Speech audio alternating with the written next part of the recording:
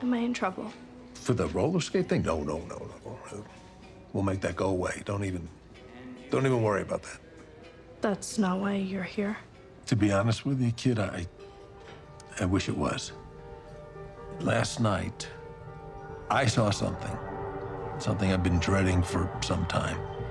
I don't know how to say this other than just to say it. Hawkins is in danger.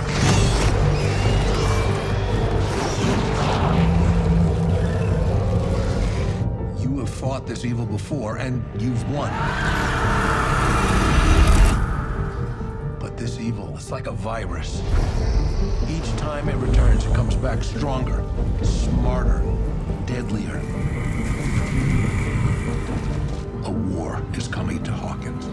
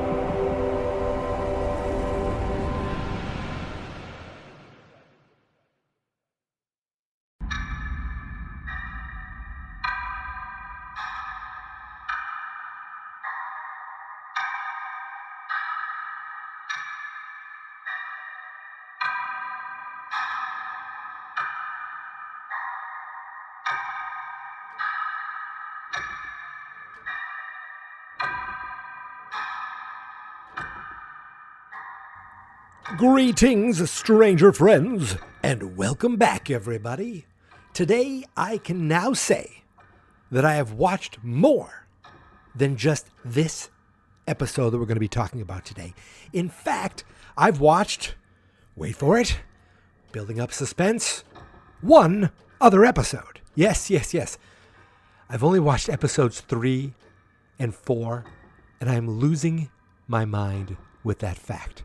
But with the time it takes to watch the episode, I thought, well, I could use that time to talk about episodes. And I'm here to talk about episode 3, but this is the first time I have some knowledge of what comes next, like literally next. So for the first time this season, I wonder if when I'm going through things, if I'll say anything that's a little spoilery or a little foreshadowy. Can that be a word? I mean, it's as spoilery as I can get, with my small amount of future knowledge. All of you, every single person listening to this, I would say, already knows all 7 episodes. And I am jealous of you. So congratulations on watching every episode. I will be there someday. Oh, I will. Don't you doubt. I will get there. But in the meantime, what are we waiting for? Let's get into Chapter 3, The Monster and the Superhero.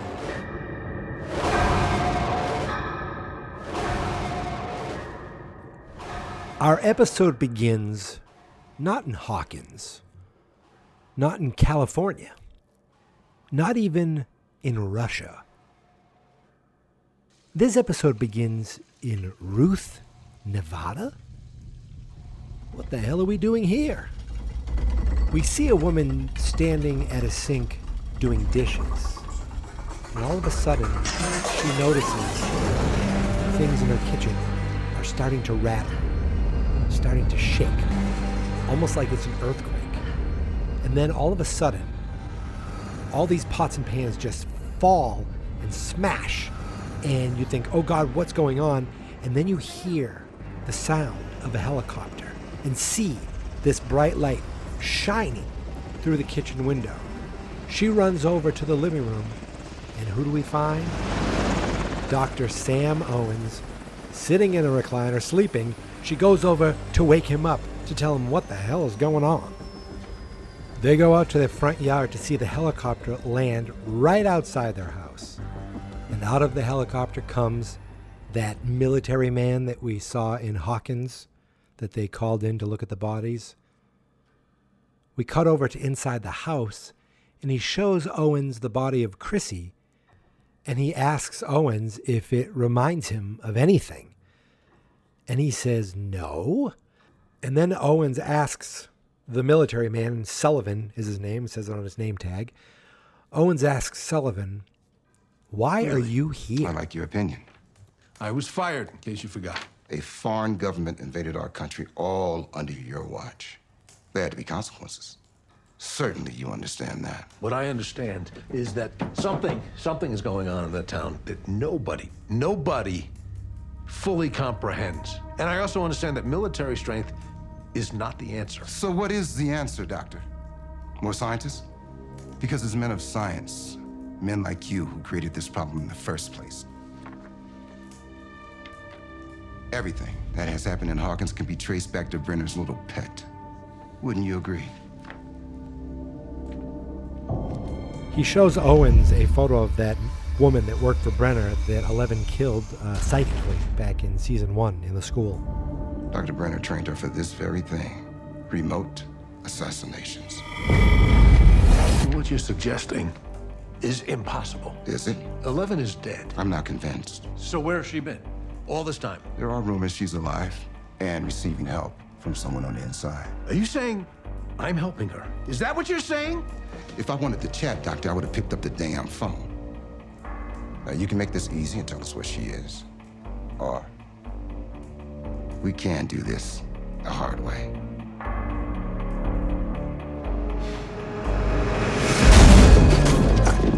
It seems like Owens chose the hard way because all these military guys are now going through Owens' stuff, going through personal things, taking a bunch of, looks like paperwork and some kind of lockbox. And his wife's like, do something. And you notice he sits there. He doesn't seem to do anything, but he does signal her a little like, just hold on, just wait a second. And then they leave. They take all this stuff. They get on their helicopter and they take off back to wherever the hell they're going, probably back to Hawkins. I want to know everything he's done and everyone he's spoken to in the past year. And if we're lucky, it'll lead us right to the girl.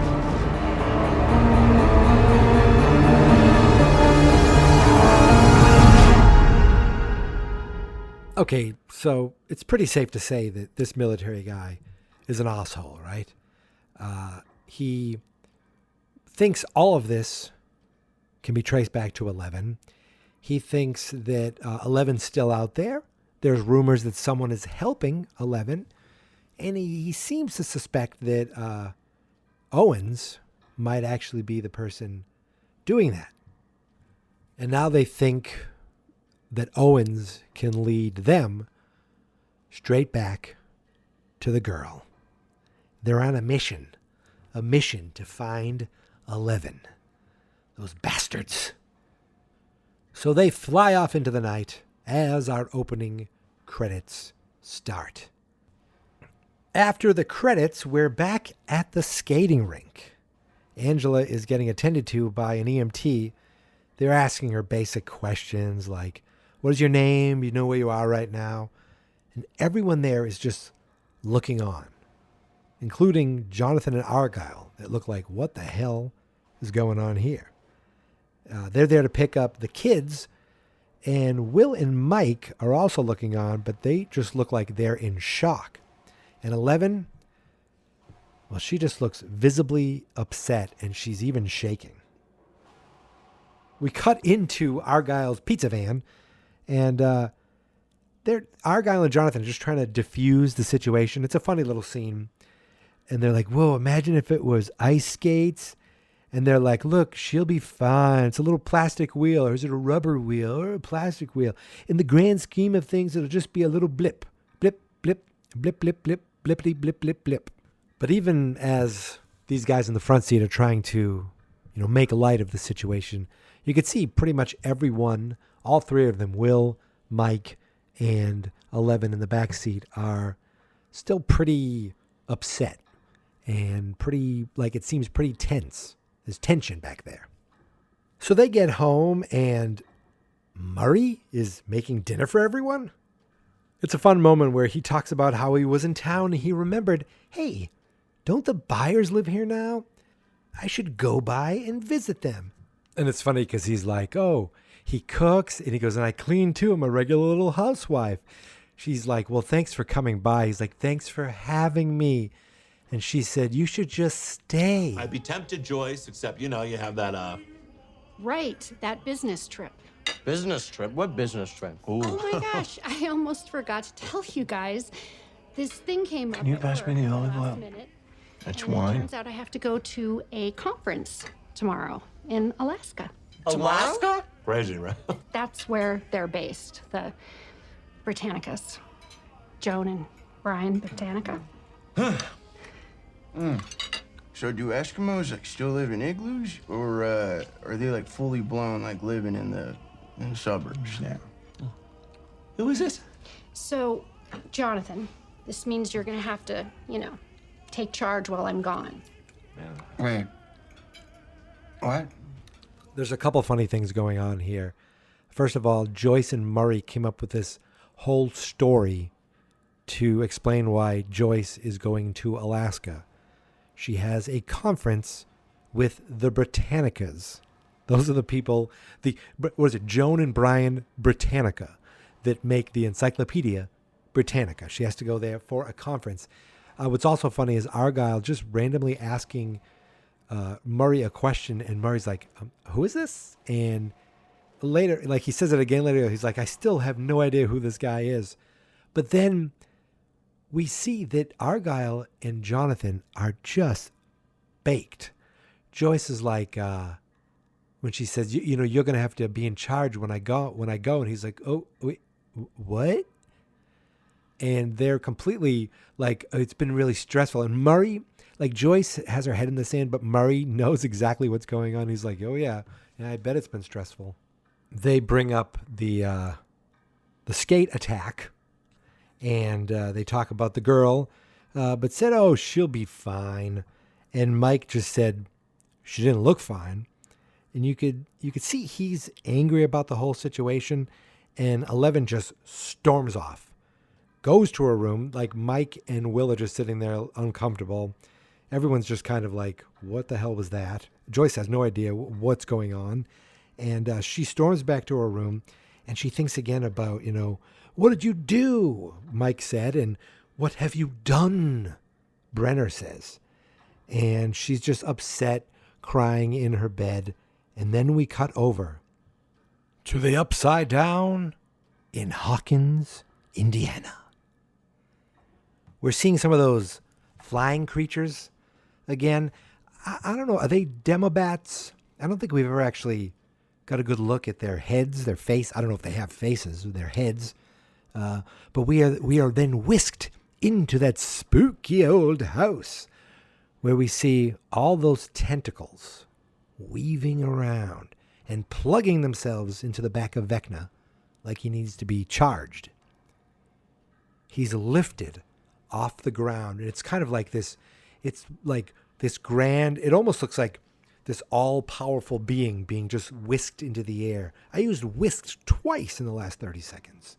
And I'm not going to lie. He looks pretty menacing. He is, as I would say, rather ghoulish.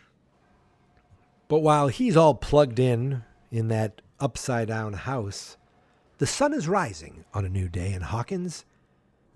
And the only player on the basketball team that we like, Lucas Sinclair, seems to have spent the night sleeping in what's left of Benny's Burgers. He hears something going on outside and heads that way. This shit is paying some cry from mommy. This guy's no fighter. Well, I hope you try something. Gives me a reason. Hell yeah. Well, look who's decided to join. What are you guys doing? We're gearing up. Preparing for the hunt. Hey, man. Relax. And we're not killers like Eddie. And we just want to talk to him. Get him to admit his crime. Yeah, a little friendly neighborhood chat. Hey. You didn't know Chris. If you're not up to this, you can go home. There's no judgment. You'll still be one of us, all right? No. I'm good. I want to help.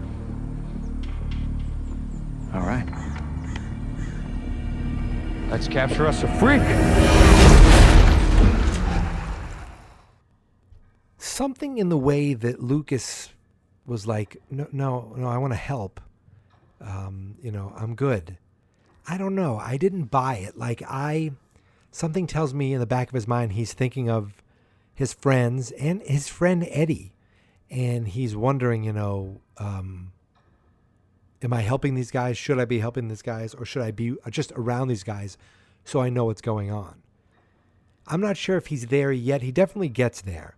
But I don't know, just the way he said it, he seemed like, no, I'm good. I don't fully think he's on kind of their side for this mission of finding the freak. And the way Jason's like, hey, man, it's all good. We just want to talk to him, get him to admit his crimes.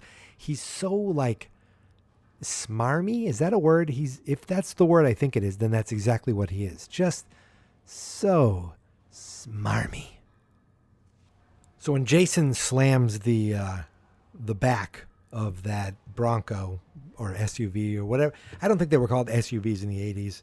ORV, maybe. As he closes the back anyway, the bang of that kind of cuts right over to Reefer Rick's boathouse, where we see Eddie jump up because he hears something. He's understandably on edge. He's looking around, thinking he heard something outside, and boom! In storms our friends, Robin, Max, Steve, and Dustin, bringing food to a visibly nervous, upset, on edge Mr. Eddie Munson. So we got some good news and some bad news. How do you prefer? Bad news first, always. All right, bad news. We tapped into the Hawkins PD dispatch with our Cerebro, and they're definitely looking for you. Also, they're pretty convinced you killed Chrissy. 100% kind of convinced. And the good news? Your name hasn't gone public yet. But if we found out about you, it's only a matter of time before others do too. And once that gets out, everyone and their shallow-minded mother is going to be gunning for you. Hunt the freak, right? Exactly. So before that happens, we need to find Vecna, kill him, and prove your innocence. That's all, Dustin? That's all? Yeah, no, that's pretty much it. Listen, Eddie, I know everything that Dustin is saying sounds totally delusional, but we've actually been through this kind of thing before. I mean, they have a few times, and I have once.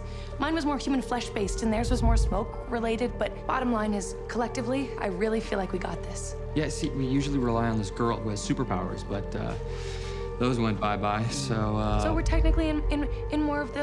brainstorming phase. Brainstorming. There's nothing to worry about. I love how they're basically veterans at this now. Sure, it's new for Eddie, but hey, there's nothing to worry about. At that moment, they heard police sirens, and they're like, crap, hide Eddie.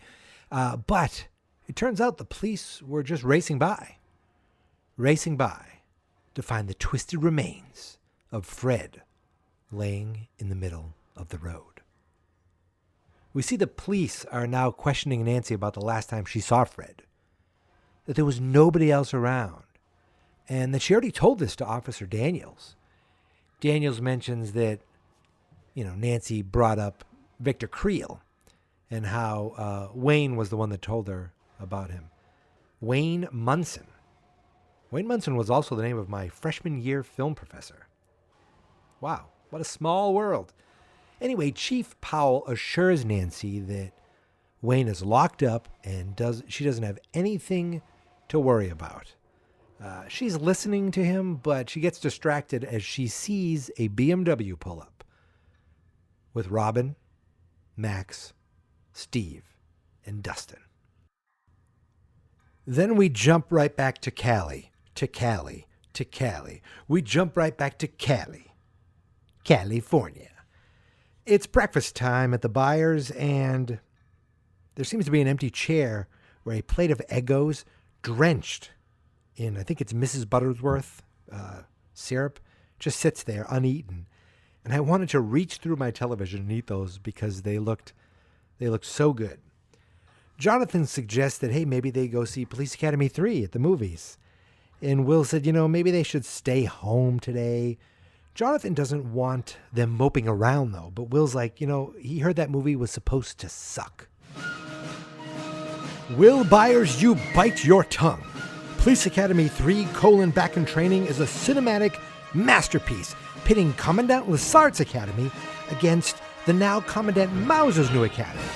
Who comes out on top? I'm not going to spoil that, but wait, I'm sorry. What was I talking about? Oh yeah. They didn't want to go to the movies. I can't imagine why, but Mike, he doesn't seem too happy about the fact that Elle is not at breakfast.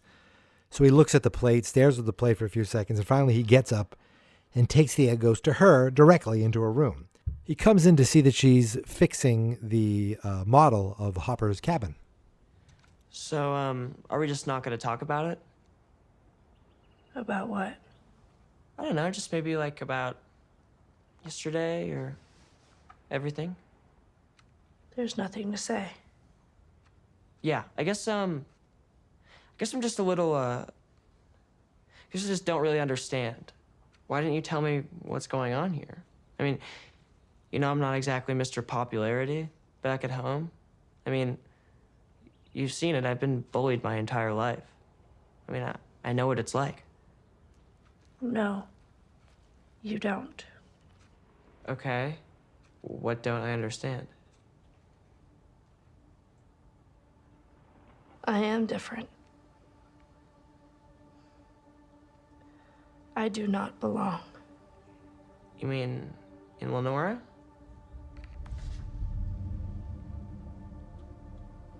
Anywhere. Come on, you can't actually believe that. Everyone looks at me like I'm a monster. Well, they just don't know you. You think I'm a monster too. What? Yesterday, the way you looked at me, you were scared of me. No, that's not true. I was surprised. Maybe I was a little upset in the moment, but I mean, I'm sorry. I didn't know what to do. I mean, it was so crazy. It happened so fast, but it doesn't change anything. It doesn't matter. I care for you so much. Care. But you don't love me anymore. Who said that I didn't? You never say it. I say it. You can't even write it, Mike. From Mike. From Mike. From Mike. From Mike. From. Okay, Eleven, you're being ridiculous. What is this? You know what I think of you. You're the most incredible person in the world. And you can't let these mouth breathers ruin you. Ruin us. I mean, they're nobodies. They're nobodies. And you're a superhero.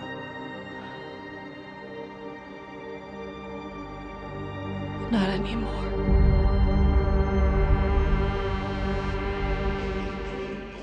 Ugh, I hate that moment. I don't like our friends fighting. It's a tough moment for him. First, Mike not being able to write love in the notes, and Elle just feeling so different, feeling like she doesn't belong. I hate seeing these kids like this. But did you notice during that conversation, she said, they think I'm a monster, and Mike says, you're a superhero. We got the monster and the superhero in one speech. The monster and the superhero are one being. That being is a person. That person is 11.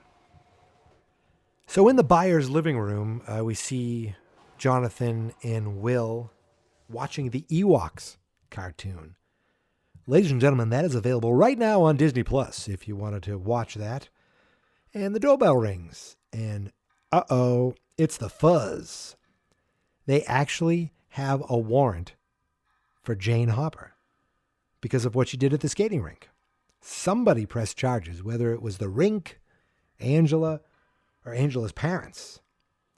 Right after she tells Mike she feels like a monster, right after that, she's getting handcuffed. A kid is getting handcuffed and given a perp walk out of the house into a cop car as the entire neighborhood looks on. Okay? Just all you have to do is trust me. I promise, okay? I'm gonna get you out. I promise.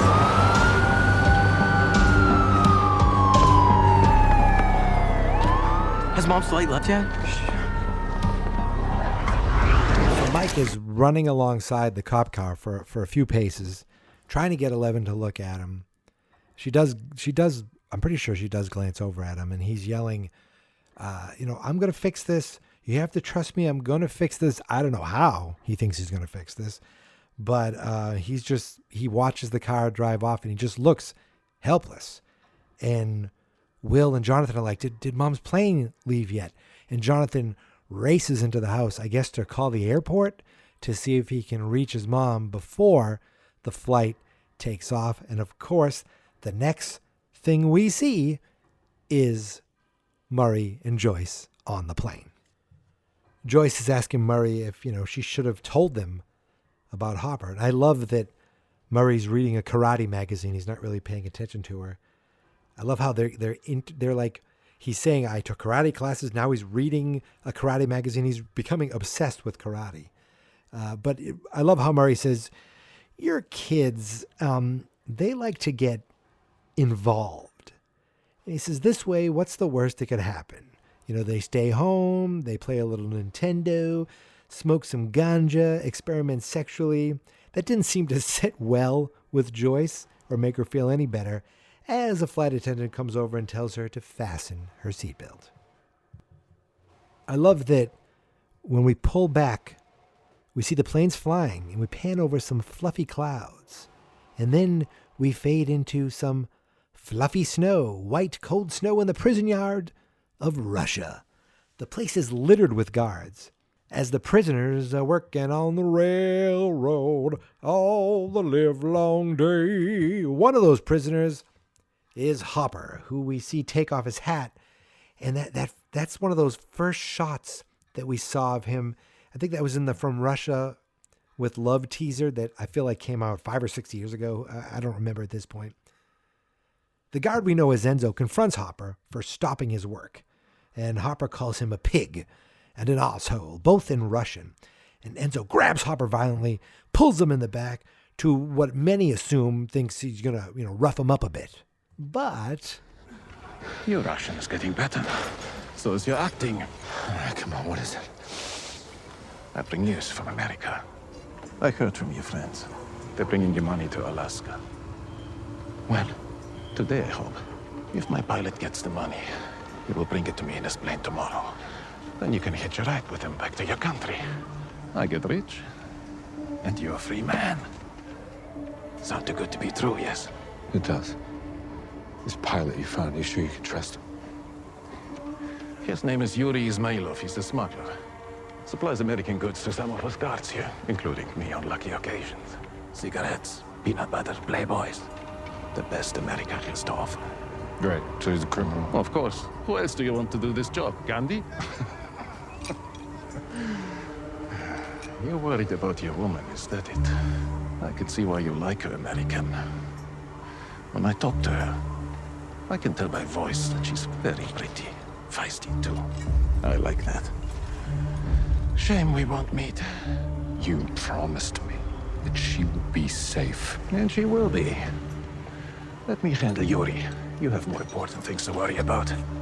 Remember, you miss that plane tomorrow. I am still rich. And you're still stuck in Kamchatka. So whatever it is you're planning, American, let's get to it, yes? Okay, so now we know what the actual plan is. The $40,000 is given to Yuri. Yuri gets it to Enzo. He must take a little off the top. Yuri is a smuggler. He's going to bring his plane into Russia. Hopper is going to somehow get to the plane, which Enzo made it sound like, that's Hopper's problem, figuring that out. And then, the plane will take him away out of Russia safely. I do like that he mentioned cigarettes, peanut butter, and Playboy, the best that America has to offer. I'm sorry, Enzo, unless Yuri smuggles Sour Patch Kids into Russia, you truly haven't sampled the best of what America has to offer. So the other guard, that nosy looking guy, the guy that we just can't trust, he pops around the corner and he starts, saying, stop, playing with your American pet. We need him back to work. He's like, okay, yeah. And he calls him a nosy bastard. And then he's like, all right, where do you want it? And Hopper shows, points to his face. And of course, to make it look good, to make it look like they're not in cahoots, Enzo gives him a smasher right in the kisser. So we leave snowy Russia and cut back over to Hawkins, where Robin, Steve, Dustin, Max, and now Nancy are sitting together at a picnic table talking at the trailer park. So you're saying that this thing that killed Fred and Chrissy, it's from the Upside Down? If the shoe fits. Our working theory is that he attacks with a spell or a curse. Now, whether or not he's doing the bidding of the Mind Flayer or just loves killing teens, we don't know. All we know is that this is something different, something new. Doesn't make sense. It's only a theory. No, Fred and Chrissy don't make sense. I mean, why them? Maybe they were just in the wrong place. They were both at the game. And near the trailer park. We're at the trailer park. Should we maybe not be here? There is something about this place. Fred started acting weird the second we got here. Acting weird as in scared, On edge, upset. Max said Chrissy was upset too. Yeah, but not here. She was crying in the bathroom at school. Serial killers stalk their prey before they strike, right? So maybe Fred and Chrissy saw this Vec man. Vecna. I don't know about you guys, but if I saw some freaky wizard monster, I would mention it to someone. Maybe they did. I saw Chrissy leaving Miss Kelly's office. If you saw a monster, you wouldn't go to the police. They'd never believe you. But you might go to your shrink. I love seeing them put the pieces together. They noticed that both Chrissy and Fred were visibly upset. And Max mentioned that, maybe Chrissy wouldn't go to the police. Because Steve was like, if I saw some crazy wizard thing, I'd probably tell someone. And they're like, yeah, maybe they wouldn't go to the police. But maybe they might go to, and was it Robin or Nancy or Max that said their shrink? And in this case, it would be the school counselor, Miss Kelly. So they head off. They head back to the car, but they all go to Steve's car, except Nancy veers off and heads to her car instead. She has this thing she wants to check on. It's probably a real shot in the dark, but Steve's like, whoa. I don't want you going out there alone. And he's, going to give the keys to Robin. She's like, I don't have a license. Well, you don't have a license? Why? Because she's like, well, because I'm poor. Dustin's like, I'll drive. No, he looks at Max. No way he's letting Max drive again. Dustin, no chance. He thinks, and Robin's like, okay, you know what? I'll go with Nancy. Okay, unless you think you need to protect us. And Steve's like, okay, fine. He stays with Dustin and Max, but he's like, God damn, I'm always the goddamn babysitter. Dustin's like, are you done gawking over there? He's like, come on. He's like, get in the car, wipe your feet. And Dustin wipes his feet in the car. I thought that was funny. You could just see the two of them. They're very playful, brotherly, get on each other's nerves. So they head off. But we see inside, as they leave, we see inside Eddie's trailer. There's a crack in the ceiling that I'm assuming was caused when Chrissy's body smashed up against it. Now we see this crack is growing, and there seems to be some sort of it's rotting or something. We cut immediately back to the haunted house, the haunted upside-down house. Inside, we see Vecna. He seems to be like hibernating, resting, but in fact, he seems to be psychically scanning Hawkins' residence. He's looking for pain, for despair. We see a man worried about a cough, a young woman worried that her boyfriend will leave her if she doesn't sleep with him, a victim of domestic violence. We see someone being called names, an elderly woman afraid of being locked away in a nursing home, and then it hones in on a vehicle.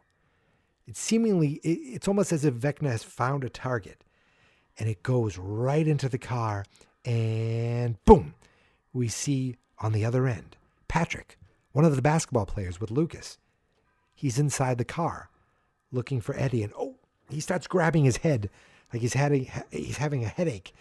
That's not a very good sign for Patrick. And then he notices his nose start to bleed. His friend's like, dude, your nose is bleeding. Gross. Like, he doesn't say, are you okay or anything. He just is like, gross. They pull up in their car. So now we're with the basketball players, Lucas, Jason, Patrick, and is it Aaron? Is that the other guy now? So they pull up their car to this garage where we see a band playing in a garage. I guess, you ever hear the term garage band? That's because you go into a garage, you plug in all your stuff, and you jam, and there's an echo in there. And I've jammed in a few garages in my day, and it is always so much fun. You go to the house where the kid who owns the drums, because the drums are the hardest thing to move. That's a pro tip. Anyway, the kid playing the bass, he is wearing an exact Iron Maiden Number of the Beast shirt that I own. Okay, mine isn't from the 80s, but I mean, let's be honest, that one isn't either. That's my favorite band, and I have that shirt. I wore that shirt to one of their concerts a couple of years ago. Who knows? I may wear it again to another concert this fall. I'm just saying. So, anyway, I love the Motorhead banner that's hanging on the wall. So I call them the Basketball Bastards. I wrote that down. I'm trying to come up with a name for them. I think I just hate them. I'm going to call them. I hate these guys. That's what I'm going to call this group. So the music stops. They're jamming, but then the music stops as these Basketball Bastards park their car and walk right up to, quote unquote, talk to these guys. A little early, fellas. Show's not till next week. Oh, that was music you were playing. We're looking for Eddie Munson. He's in this band, if that's what you can even call this. What do you care? That's our business. Lucas? What are you doing with these douchebags? You know these freaks, Sinclair? They know my sister. They try to recruit me to their club, cult. Lucas, what the hell? We're just trying to find Eddie, man. Well, you have eyes, don't you? He's not here. Hey, man! Where is he? I don't know! Where is he? I don't know! Hey! Go, man! It's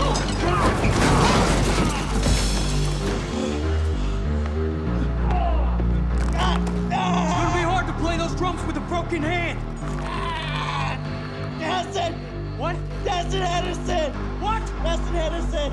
Maybe he was calling around looking for Eddie. Maybe he found him. Maybe he found him. See? It wasn't so hard, was it? Now, where do we find this Dustin? I like to think that by now Lucas realizes he's in over his head. He still doesn't want to give away that he's part of this group. He lies. He turns on his friends, throws them under the bus. He's like, what is this? This cult or something, that my sister belongs to. And they're like, dude, what the hell? But he gives that guy one look where he just is like, we're trying to find Eddie. Like, the look on his face is like, dude, just go with it, please. At least that's what I hope he's doing. Otherwise, he's just really being a bad friend. And as we see, things get out of hand pretty quickly as Jason punches that kid in the face, throws him into his drums. I'm like, oh, don't do that. And then, like, was he stepping on his hand, saying, you know, I don't know anything, I don't know. And then the kid remembers Dustin Henderson. So now Dustin is involved. He said he's been calling around looking for Eddie. Maybe he found him.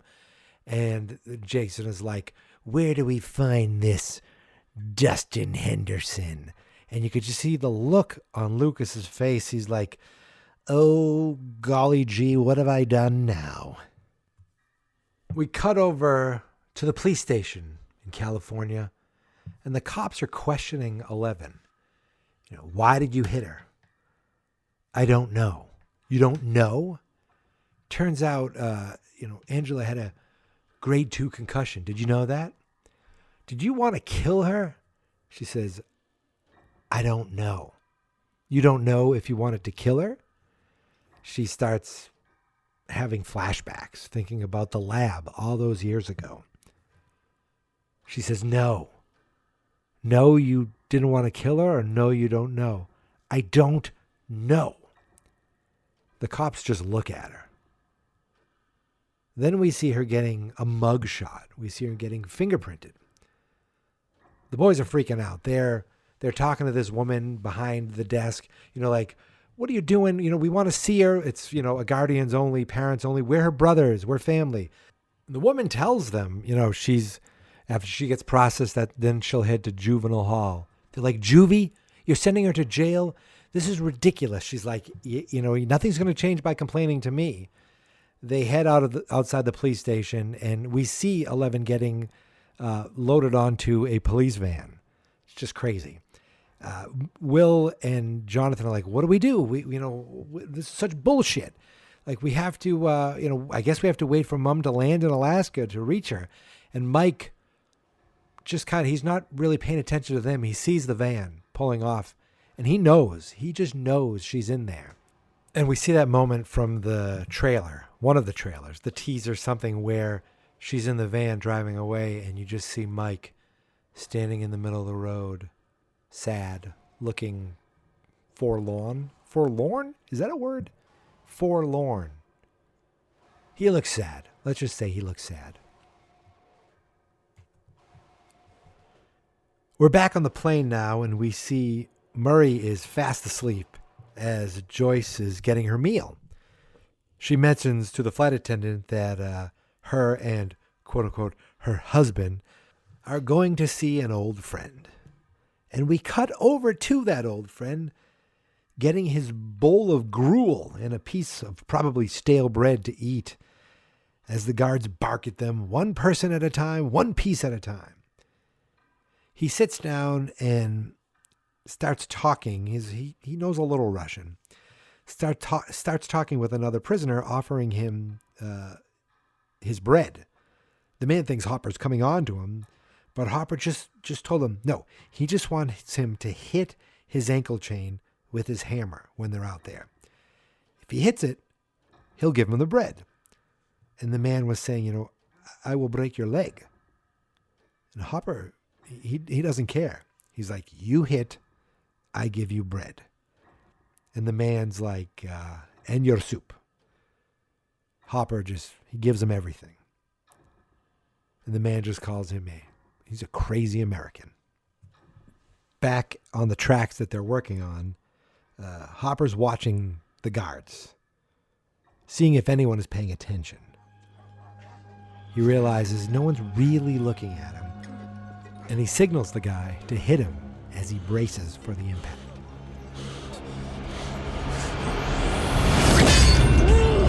You can see Hopper's in tremendous pain, but he just braces himself and tells him again.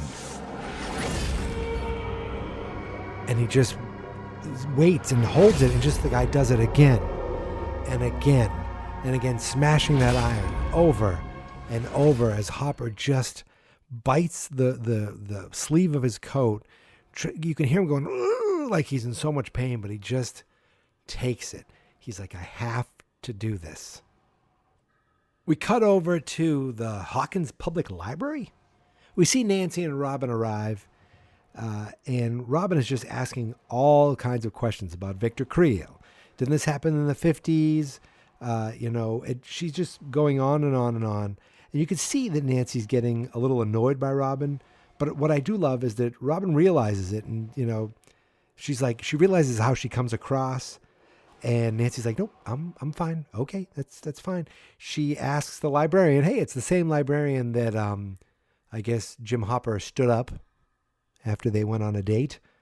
It's good to see she's back. She asks for a key to the archives, which is in the basement. And the librarian's going to get that for them because they're going to be looking for something. Meanwhile, the rest of the crew is over at the guidance counselor's house. Max showed up saying that she wants to talk. And Dustin and Steve are just waiting in the car for her. Dustin brings up how he thinks Steve still has a little thing for Nancy, which Steve completely denies. But, Dustin's like, considering your steadfast refusal to date Robin, it seems like the only logical conclusion. To which Steve says, and it's pretty funny, he goes, that's not the only one. Steve said he's just trying to protect a friend. He doesn't want to find her with her eyes sucked out of her skull. He's like, Henderson, I don't want to talk about it anymore, okay?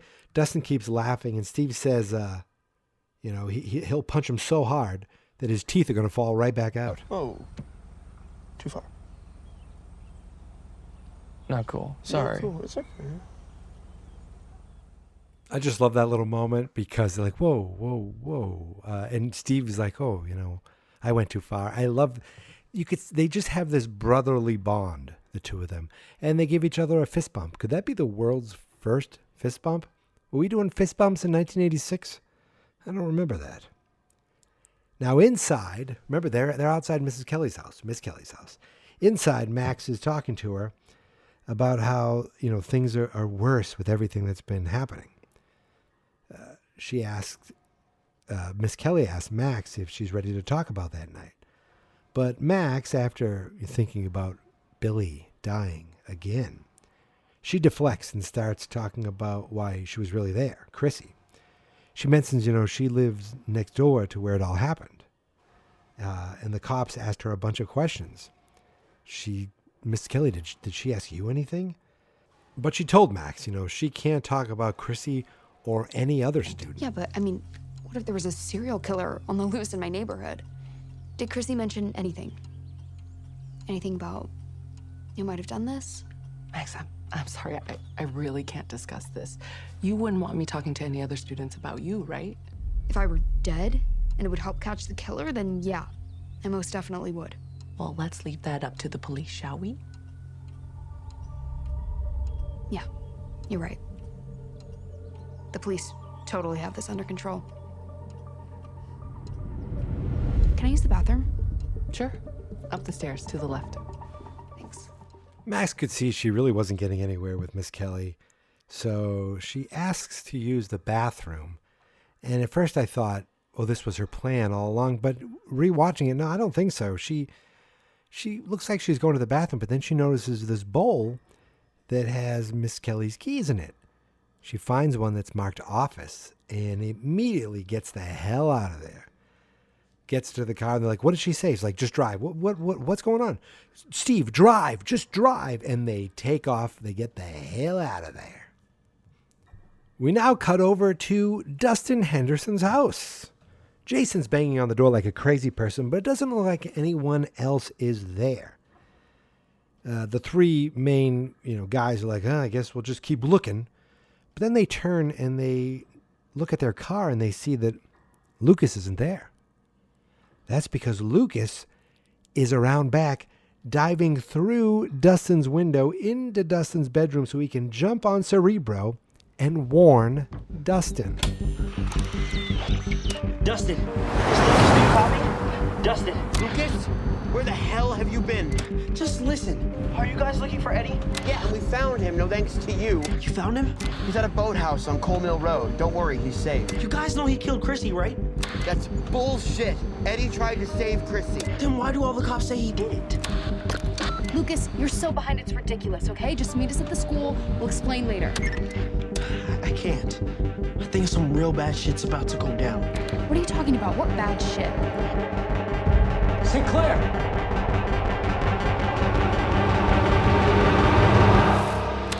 Lucas? Lucas! What the hell were you doing? I was looking for clues. Clues? What, freshmen think he's Sherlock Holmes or something? Yo, let's go. I found one. What? A clue. I know where Eddie's hiding. I love that Max is like, Lucas, you're so behind, it's ridiculous. Just meet us at the school. He's like, I can't. I think some bad shit is going to go down. And that's when the jerk squad finds him. And he gets off the radio, comes out of the window, says he was looking for clues. And he found one. He said he knows where Eddie's hiding. Dustin did tell him. But Lucas Sinclair? Turncoat? Traitor? Or a quick-thinking hero? We shall see. Oh, yes. We shall see. We jump over to the police van that 11 is in, making its way down this pretty flat, pretty dead-looking part of California. It looks like it's in the middle of nowhere. Elle is still replaying what she did to Angela over and over as she hears something. She looks out the back and she notices 3 cars approaching. They cut off the van, and a woman gets out of one of the cars holding up a badge saying, "You have Jane Hopper? We'll take her from here." And so the officer goes to unlock the back of the van, and 11 times it. She pushes the van open and tries to escape, but 2 suits grab her before she can run off. And we see the same shot from one of those teaser trailers. Was it the one on Stranger Things Day? I forget. But it's funny when you see a moment that you've seen, you're like, oh, that's where that fits in. But what we didn't see was what she looked up and what she was looking at. Because in one of those cars, out comes Mr. Sam Owens. He looks at 11 and says, "Hey, kiddo." So we leave California behind and head up to the 49th state of this American Union, Alaska, as Joyce and Murray's plane finally lands. Murray's fast asleep, but Joyce wakes him and then grabs her carry-on bag, which appears to be spilling over with money. Thankfully, none of it fell out. So we leave the snow of Alaska and return to the snow of Russia. The workday is over and the prisoners are being led back to their cells, but not before a guard checks all of the chains around their ankles to make sure they're properly secured. Hopper stands there, ready to be checked in, and a man tugs on the chains. Nothing happens at all. The chains hold, but I'm thinking he must be in such incredible pain, but he doesn't flinch once. He just stands there. They tug it, and he's like, okay, I'm good. Back in his cell, though, we see him unwrap his feet, and we see a giant gash on his feet. A gash that I think he's using to try to squeeze his feet out of those leg irons. And now he is showing that he is in incredible amounts of pain. We cut back away from scary Russian prison and into the nice, relaxing Hawkins Library where Robin and Nancy are looking for something of interest, something on Victor Creel, anything. But they don't seem to find much. Nancy's starting to think this thing was just an entirely big waste of time. She realizes Robin's probably bored too and tells her, why don't you just call Steve and have him pick you up? She goes downstairs to look through some more microfilm. Or is it microfiche? I don't know. There's a difference between microfiche and microfilm, right? Microfiche is such a much more fun word to say, though. So let's say microfiche. So Robin follows her down and lets Nancy know, we're just friends, her and Steve. It's completely platonic, in case that was adding to any tension between the two of them. But Nancy's like, it isn't. Robin opens a drawer and just kind of, looking around and, she finds the Weekly Watcher. She can't believe that they have a tabloid newspaper like that here.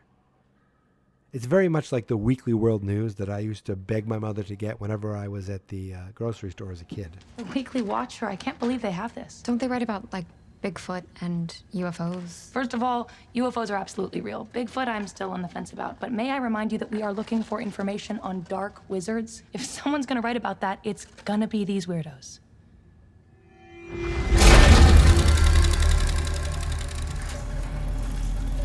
Ah, Elvis, cloned by aliens.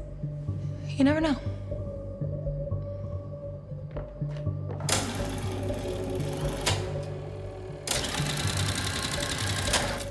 Victor Creel claims vengeful demon killed family.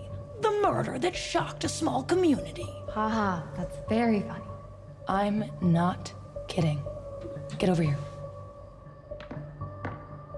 According to several insiders, Victor believed his house was haunted by an ancient demon.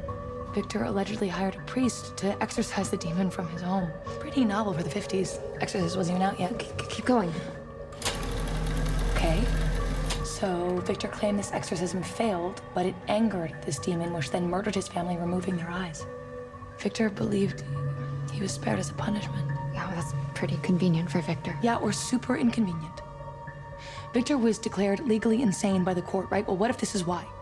I mean, it sounds pretty insane. It just didn't go public because... The plea bargain, the records were sealed. What if a demon did invade Victor's home? It's just... this demon wasn't any old demon. It was Vecna. See, kids, going to the library can lead to good things. I love that they found it not in the, regular daily news newspaper, but they found it in some crazy tabloid where this Victor Creel guy is claiming that a demon killed his family, and talks about the eyes, very similar to what they were seeing. So they think they found a connection here between Victor Creel and the killings of Fred and Chrissy, and they think it all ties back to Vecna. They leave the library and call over to Dustin. I love that Robin calls Nancy a genius. So Dustin, Max, and Steve are at the school, and they're telling him that, Vecna's murders date back to the 50s. Dustin's like, okay, that's great, but I can't really talk about it right now. They're like, why not? What are you doing?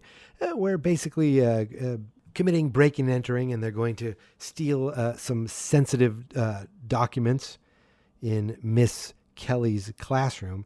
They said, just get over here. Get your asses over here, he tells them. I love when Robin said, we'd leave them alone for 2 hours. So we see the three of them at the school go into Miss Kelly's room. Dustin makes a crack about how it feels like Watergate. It's like Hawkins Gate. And Steve's like, wait, didn't those guys get caught? Max finds the file on Chrissy, and she also finds one on Fred. She didn't realize Fred was seeing Miss Kelly too. While they're doing that, we cut over to Jason and the basketball dicks, not including Lucas. They park the car in the woods, and they get some stuff out of the trunk. I'm sorry, did I see rope in there? Anytime you see rope in a trunk of a car, I feel like that guy's up to no good. So they're like drawing a map, almost like they're setting up a play in a basketball game. They're drawing a map on the ground, their plan to ambush Eddie. And they make their way off towards a building set back in the woods, on the hunt.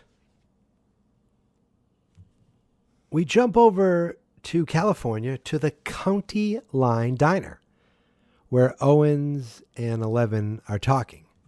He's like, order whatever you want, kid. Food's on me. So she orders some waffles. Some things never change.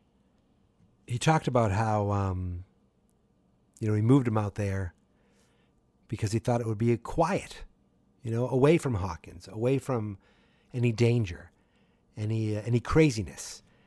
And Eleven talks like, am I in trouble? And he's like, for the Rolling Skate? No. We'll make that go away. That's not a big deal. That's part of the clip I played to open up this episode. She says, "That's not why you're here?" He's like, "To be honest, kid, I wish it was." He talks about how last night he saw something that he's been dreading for some time. Hawkins is in danger.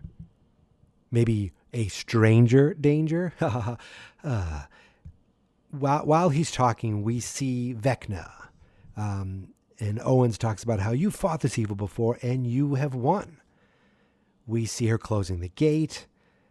We see like different flashes of things that she's done. And Owens explains that this evil is like a virus. Each time it comes back stronger, smarter, deadlier, which is what led us to Vecna. And then he says, a war is coming to Hawkins. Where you at, freak? While Owens is talking, we cut over and we see Jason smash a door open and they all go inside and they're in Hopper's cabin. Yeah. Lucas, I'm positive. you son of a bee, you misdirected them on purpose. So they go, let's check around the back, and this is the moment.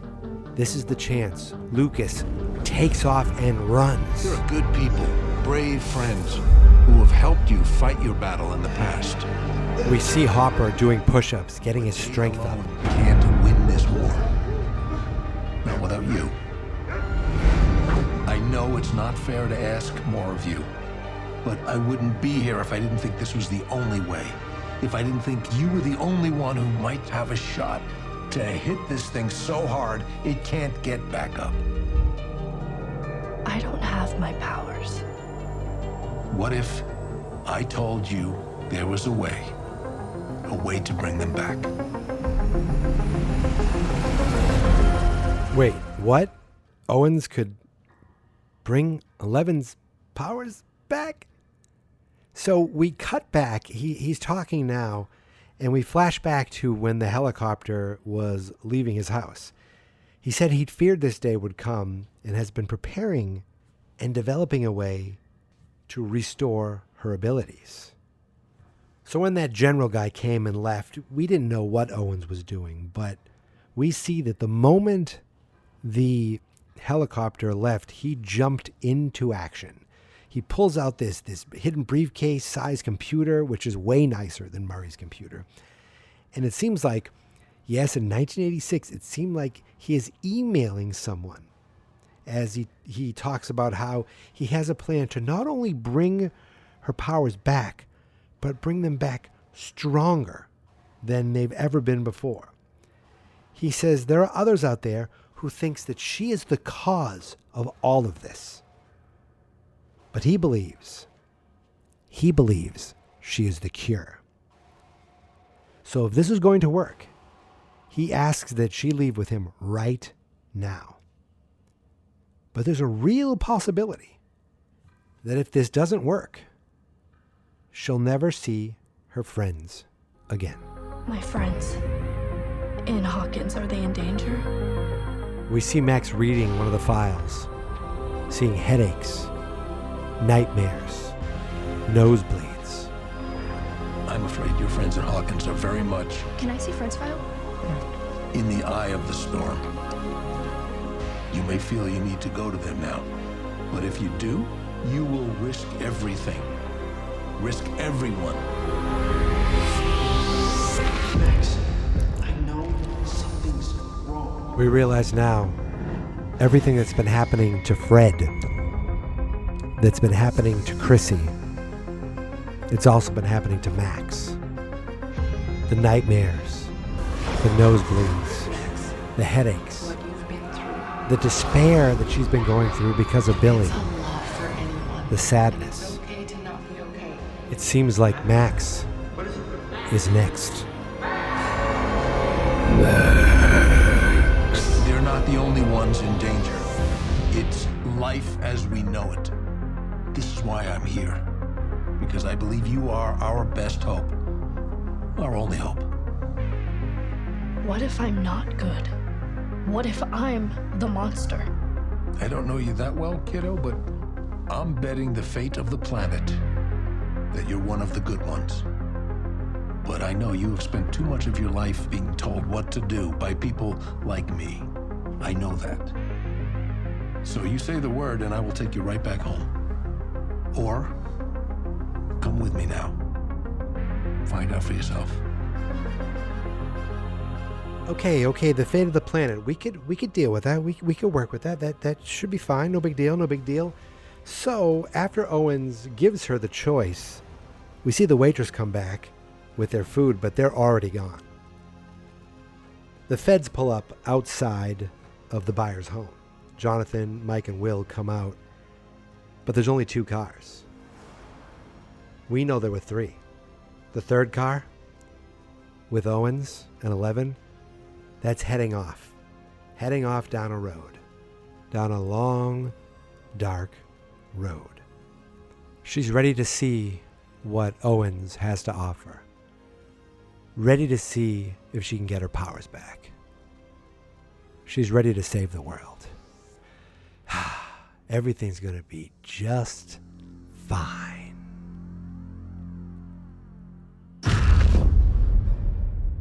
Oh shit.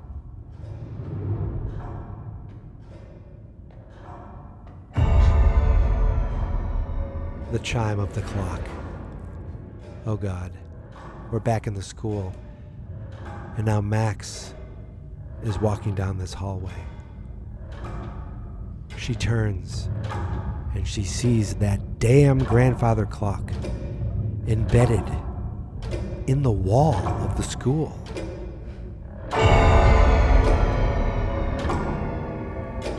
The chimes get louder.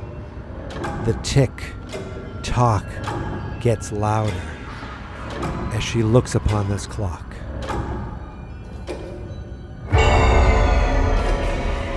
We zoom in and see the pendulum swinging back and forth, back and forth, back.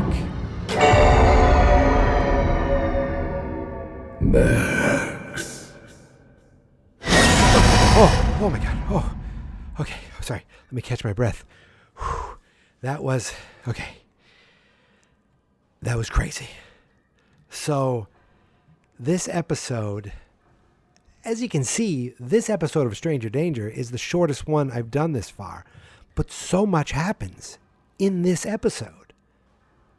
It's crazy. Like, while I was watching it, I'm like, so much is happening, but I really feel like I'm going to talk about it. It's going to be a little less than what we've seen. You know what I noticed? I don't think there's any long, fun musical moments in this episode. There's a lot of down moments, a lot of sad moments, some fun moments. But let's think about the big thing. The big thing is 11 goes from being arrested to being saved from Owens. But here's the thing. Remember that guy, that general at the beginning? He said Owens is going to lead us straight to her. So that's making me a little nervous. Because now there's some sort of military presence who thinks that she is the evil. She is the force that must be stopped. But at the same time, you have Owens and his resources on 11's side. The whole thing with Angela and the skate just feels like ancient history at the end of this one, doesn't it? I mean, who cares about some trivial high school thing like that when the fate of the world is in your hands and you just find out that, you can get your powers back, but not just get them back, but stronger and bigger and better than ever. What the hell does that mean? I can only imagine. But there's a part of me that's like, oh, is the Angela thing going away? Because I want them all to get their comeuppance, and not just in a violent way. I want something embarrassing to happen to them. Remember when Max and 11 did the slushy thing at the mall? I mean, that was playful. Maybe, I guess smashing someone's face in with a skate kind of makes, pouring slush on someone not seem like a big deal at this point. So maybe I'm still thinking too much like a kid. But I wonder if we will ever see those kids again, Angela and her mean friends. Speaking of some kids we don't like, there's those high school kids who are really on a mission to meet up with Eddie. Lucas was with them, but I never felt like he was with them, if you know what I mean. He's, it's like, yeah, I'm in, I'll help, I'll go. And then there's the moment where he's like, I have a clue. And he did know where they were, because he didn't know where Eddie was hiding, because Dustin told him. And he said he knows, but he misdirected them. Thankfully, he misdirected them. And finally, he left them behind. Now, Mike and Will and Jonathan, they didn't do much in this episode, really, storyline-wise. There was a bad fight between Mike and Eleven. I hated that. They tried to get Eleven out of jail. That didn't work. They're trying to call Joyce. That doesn't seem to be working. So they were a little helpless in this episode overall. Speaking of Joyce, her and Murray made it to Alaska. So we'll see how that goes. And not too far from Alaska is Russia. And that's where Hopper, we finally see the plan that is in place. The money is so that this guy Yuri is going to fly his plane in, smuggle some stuff in, and smuggle one, giant chief of police out if he can get to the plane. We'll see. He came up with a plan at least to try to get out of his tire irons, and that's to smash the hell out of his ankles to make it easier for him to pull the tire irons off. Tire irons? I mean ankle irons. If he was wearing tire irons, that'd be very difficult to run. Trying to think so much happened. Max.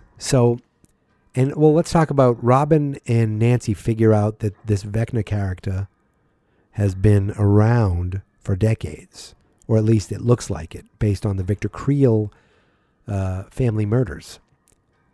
And it seems like they're starting to put the pieces together as to what Vecna is focusing on, because earlier they're like, is it random? Does he just like to kill teens? But they've discovered that this Chrissy character and Fred character both had very similar issues going on. They had trauma. They had nosebleeds, headaches, and nightmares. And that's when Max realizes the same thing has been happening to her. And that's when we hear Vecna say, Max. We hear it twice. First it's Max. And, I assume she's sitting right there at the chair this entire time. But she gets up in her dream and finds the clock. And then we hear Vecna one more time say, Max. And boom, we see his face as the episode ends. So much is happening. Eleven's off to save the world. Max is trying to save herself. These basketball players are trying to find Eddie to beat him up. And Lucas finally shook them and ran off while the librarians, the girls at the library found some clues. The kids at the school found some clues. And we had a couple fun moments with Steve and Dustin. Wowie, wow, wow, wow. A lot happened in this episode, and yet here we are with the shortest episode of the season so far. But you know what? That's okay. That's all right. The shorter this episode is, it just means you get to our next episode faster. I don't know if that's logically true, but I'm trying to, make something sound good here. So I think that's it. I think I've covered everything. I think we're all done here. But there's a few things I want to let you know about. There's some cool things happening to this podcast, Stranger Danger. Stranger Danger has gone into a podcast partnership with a company called Minute Media. So what does that mean exactly? Well, for me, it means that there could be just more opportunity to expand the podcast, get the word out, find more listeners out there, more advertisers. It also means that my podcast is now being uploaded through a different system. But what does that mean to you, the listener? Not a lot. And by that, I mean you don't need to change where you subscribe. You don't need to change the app you're using. If you were listening to the previous episode, you can listen to this episode and every episode always all the same through the same feed. And I thank you guys so much for continuing to find the show, continuing to listen to the show. Now, since we're no longer on the old system, another thing that changes is how voicemails are done. It used to be you'd go through the website, the system I use, and there was a link there that you would click on to leave a message. That is no longer the case. However, if you go to fansnotexperts.com/strangerdanger, you'll see there is a new link for leaving a message. It's a new system. There's a link on every episode to leave a message. It's very similar to what you did in the past. It's just a new system. But don't worry, if you did leave a voicemail, I backed everything up so I can listen to them when I eventually get to that voicemail episode. Oh, and I guess the last thing to talk about is Stranger Danger is still found at fansnotexperts.com. However, you can also get to the show by going to, wait for it, strangerdangerpodcast.com. Yes, I got the domain strangerdangerpodcast.com. That just redirects you right back to fans.experts.com. But I think I also have strangerdangerpodcast.com/voicemail, which allows you to leave, which brings you straight to the voicemail messages. I think, I don't know, I did this all today. It's been a very, very long day. But I'm very excited about growing the show. And I'm very excited about talking Stranger Things to you guys. I think, like, I was trying to crunch the numbers. I took my calculator out. And I was like, I might be able to get all 7 of these done before we get to July 1st. We're almost halfway there. One more and we're already past halfway there. That's how math works. Like, 3 is not quite half of 7, but 4 is more than half of 7. So see, all it takes is one more episode and we're over halfway there. Oh, I'm not sure if you care about math. Okay, I'm at the point now where I'm stretching this so long that it might be as long as the older episodes. Listen, I'm very tired and I'm going to go to bed now. But not before I say a few things. And those words are, thank you so much for listening. Thank you so much for subscribing. Thank you so much for following. You can find me on Twitter and Instagram at Geek Mentality. The show can be found on Twitter at StrangerDPod. And you can find every episode of Stranger Danger, all the bonus episodes, all the book club episodes at strangerdangerpodcast.com. Doesn't that sound cool? I love it. All right, my friends, until next time, once again, thank you for listening. Thank you for subscribing. Stay stranger, my friends. And remember, if you see a giant grandfather clock embedded in a wall or a tree or anywhere else, just run. Run away from the clock. Away from the clock.